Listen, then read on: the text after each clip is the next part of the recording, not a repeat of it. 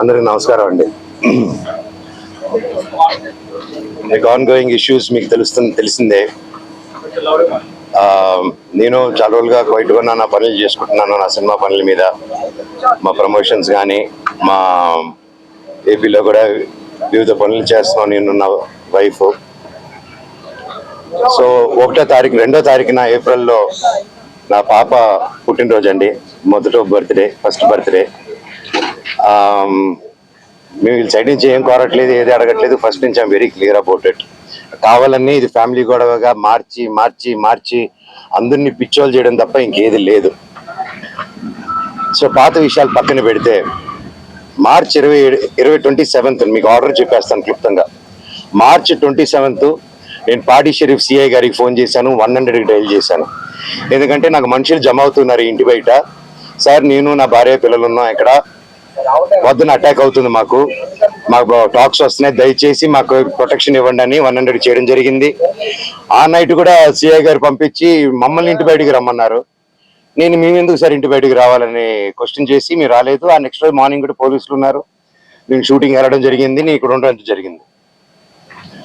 April 1న నేను ఇక్కడ April 2కి మేము బర్త్డే చేసుకుందాం అని మేము మా వరకే చేసుకుందాము, ఈ దీంట్లో ఈ గోల్లో అందరినీ పిలుచుకొని ఇది ఒక్కర్లేదు, ప్రశాంతంగా పాపతో టైం స్పెండ్ చేసుకుందాం అన్న భావంతో చేసుకుందాం అనే ఉద్దేశంతో ఎవరిని పిలుచుకోకుండా మేము చేసుకుందాం అన్న టైంలో 1వ తారీఖు పొద్దున 1వ తారీఖు ఆ ముందు రోజు రాత్రి మేము వెళ్ళి సరే ఓకే ఇక్కడ వద్దు, జైపూర్కి వెళ్ళిపోదాం, ఇక్కడ ఉంటే ఇవన్నీ ఎందుకు హెడ్ఏక్ అని మేము 4 టికెట్లు బుక్ చేసుకొని వెళ్దాం అనుకునే టైంలో మా అమ్మ అందరికి ఇన్ఫార్మ్ చేసి వెళ్తున్నాం అని.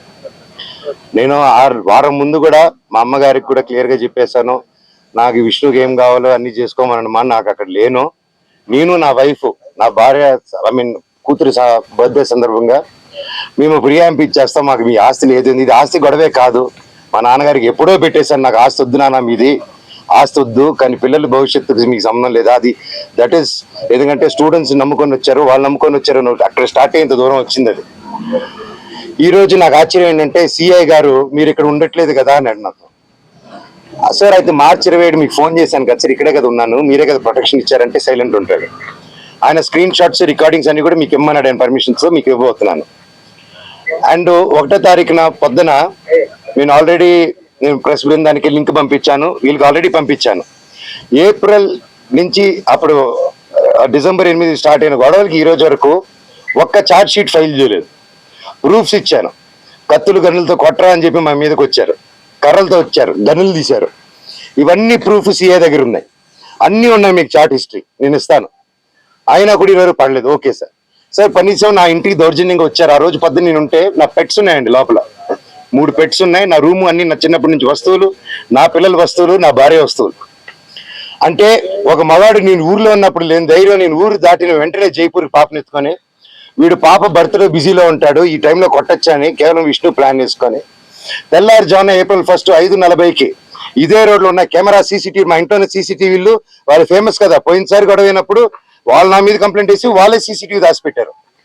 ఇప్పుడు కూడా మీరు వెళ్ళి అడగండి, సీసీటీవీ వాళ్ళు ఎంటర్ అయింది ఎవరు, వాళ్ళు ఇస్తే సగం ముందు కొట్టుకుని తిరుగుతాను నేను వీధంతా.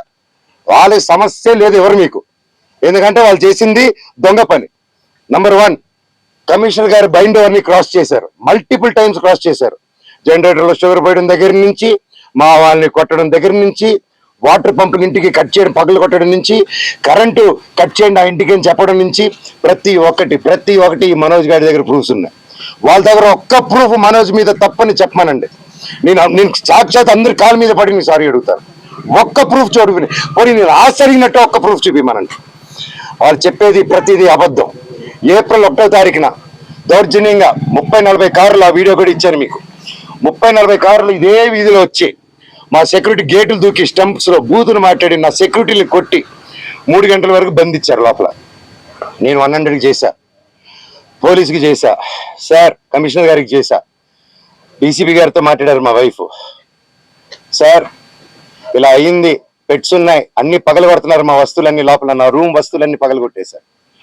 నా బాబు ఫొటోస్, నా పాప ఫొటోస్, చిన్నప్పటి నుంచి ఉన్న వస్తువులు, నా పాప కోసం ఉన్న చిన్న చిన్న నగలు మేము బర్త్డే కోసం కొనుక్కున్నట్టువి ప్రతిదీ పగలు కొట్టి ఎక్కడేసారో కూడా తెలియట్లేదు. నా కారు, నా 2016లో కొనుక్కున్న నా కారు టో చేసుకొని ఆల్మోస్ట్ 9 years 9 years కారు నాకు చిన్న చిన్న నేను పాత వస్తువులు అన్నీ ఎత్తి పెట్టుకుని ఉంటానండి, నేను అవే వాడుకుంటూ ఉంటాను. అండ్ నాకు ఆ షోకులు లేవు. అది తీసుకొచ్చి ఆ కార్ని టో చేసుకొని తీసుకొచ్చేసి వెళ్ళిపోయి ఆ రోడ్డు మీద వదిలే. మా వైఫ్ కారు మినీ కూపర్, దాన్ని టో చేసుకొని తీసుకొచ్చి ఆ గ్రౌండ్ లో వదిలేరు. ఆ గ్రౌండ్ లో వదిలి అక్కడ కర్చీఫ్లు కట్టుకొని రౌడీ షీటర్లు అందరు దిగి దగ్గరుండి దాన్ని టో చేసుకొని మళ్ళీ తీసుకెళ్ళి అక్కడ వదిలేరు.